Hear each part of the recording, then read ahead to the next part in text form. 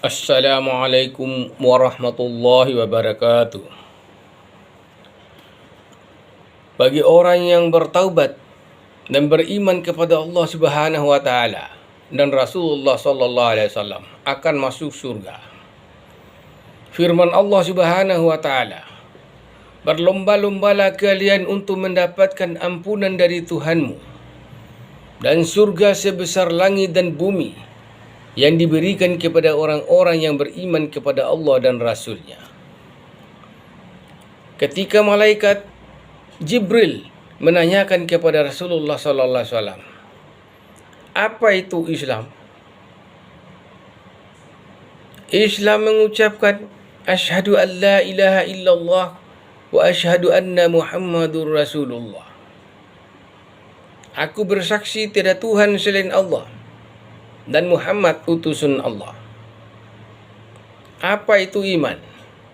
Percaya kepada adanya Allah, ada malaikat, ada kitab, Zabur, Taurat, Injil, dan Al-Quran. Ada Nabi dan Rasul, ada hari kiamat, ada nasib baik dan nasib buruk. Apa itu ihsan? Ihsan, engkau beribadah kepada Allah, solat, seakan-akan engkau melihat Allah.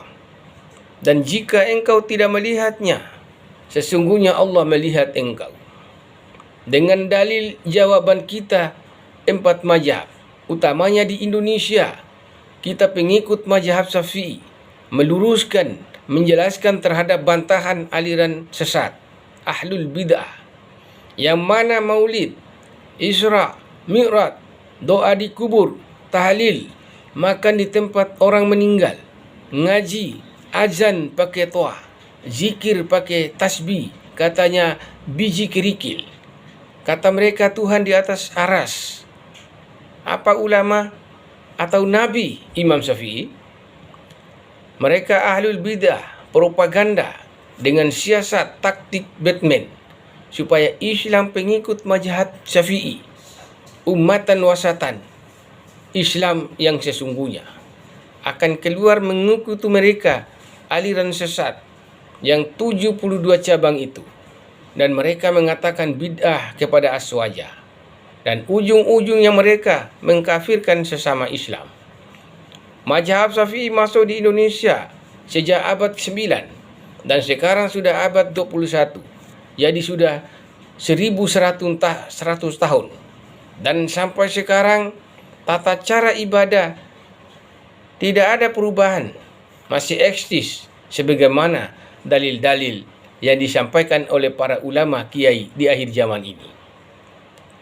Kata ulama, lebih baik kalian jadi muslim atau taubat kembali kepada Islam pengikut mazhab Syafi'i daripada menyebarkan fitnah itu dosa. Hanya aswaja yang paling moderat, netral. Kami pengikut mazhab Syafi'i dengan istiqamah melaksanakan sesuai dengan tata cara.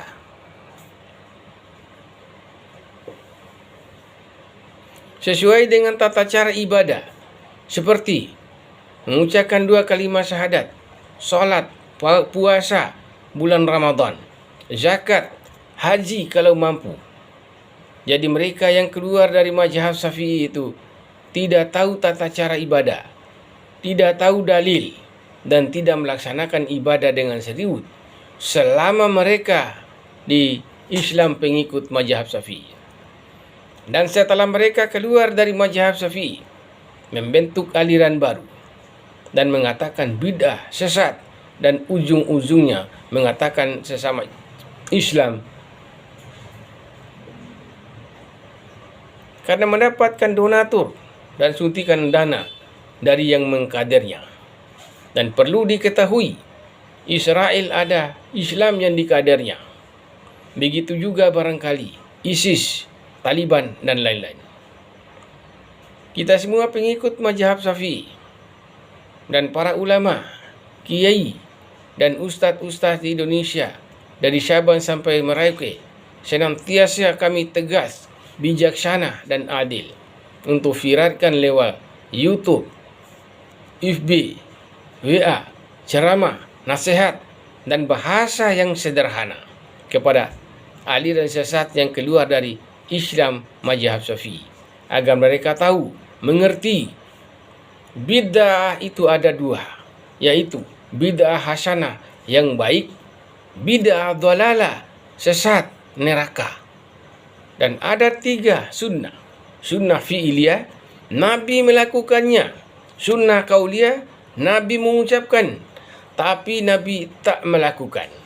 Sunnah takririyah, Nabi tidak melakukan, tidak mengucapkannya, tapi dilakukan oleh orang lain, disetujui oleh Nabi. Contoh, saat i'tidal, Nabi ucapkan, Sami Allahu liman hamida rabbana lakal hamdu mil'ul samawati wa mil'ul ardi wa mil'u ma syi'ta min syai'in ba'du. Tapi ada satu sahabat makmun bacaannya lain. Sami Allahu liman hamida rabbana lakal hamdu hamdan thayyiban mubarakan fi.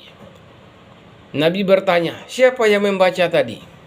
Alhamdulillahi hamdan thayyiban katsiran mubarakan fi. Kata Nabi, aku tidak pernah ajarkan. Aku ya Rasulullah, kata makmum. Apa kata Nabi?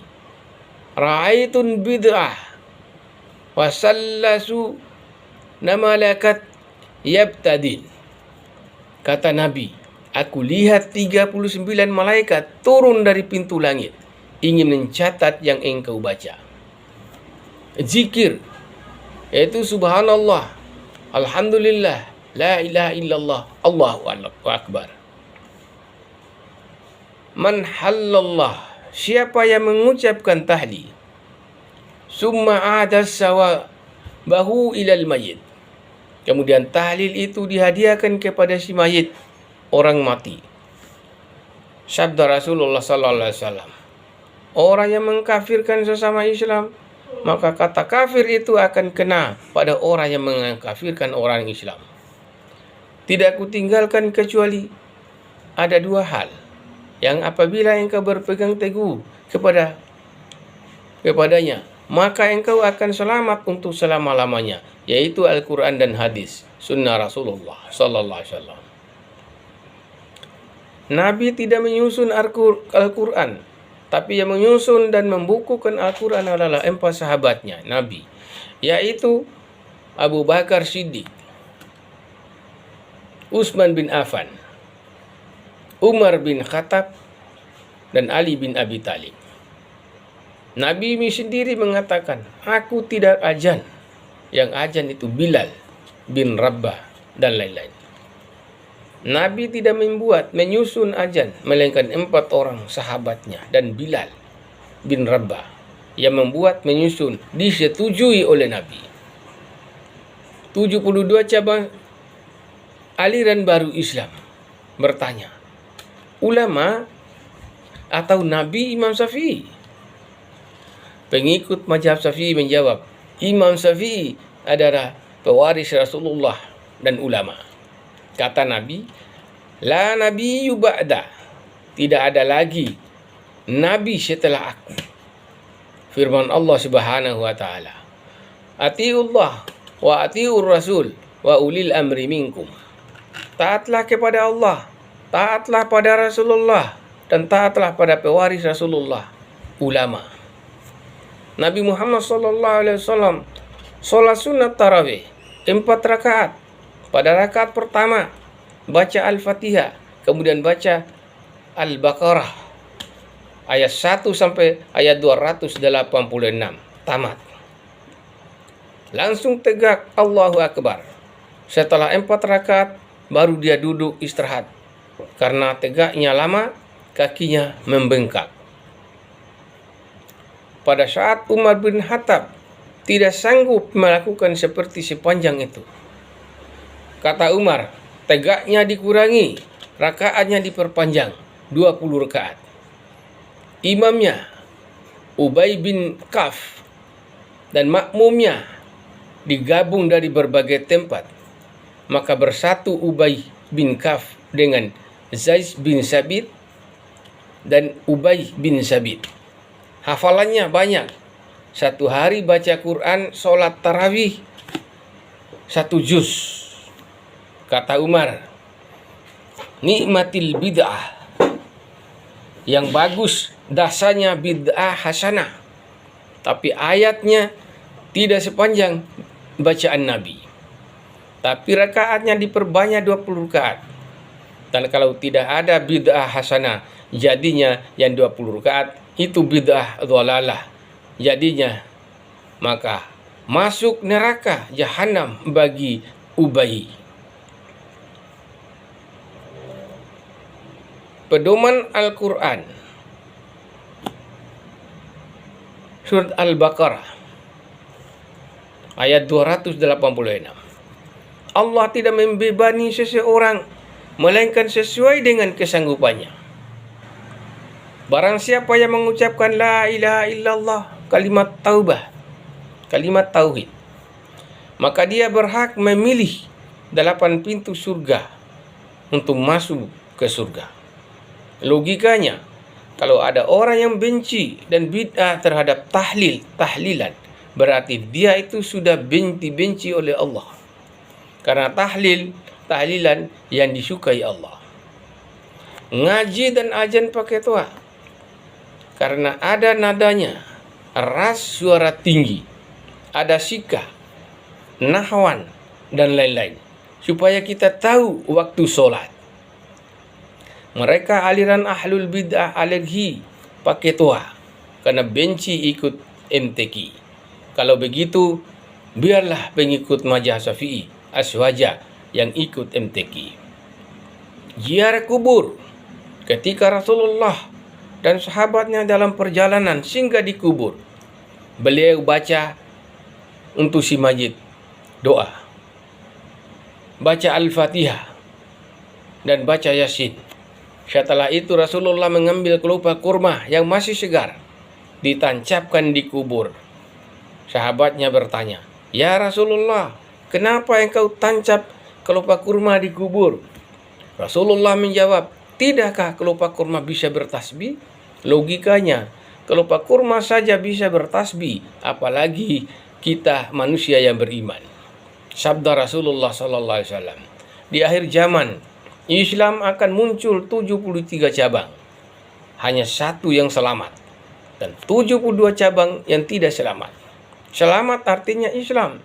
Tidak selamat aliran sesat, murtad, kafir, non-agama. Tidak ada orang yang tidak salah. Tidak ada orang yang tidak dosa.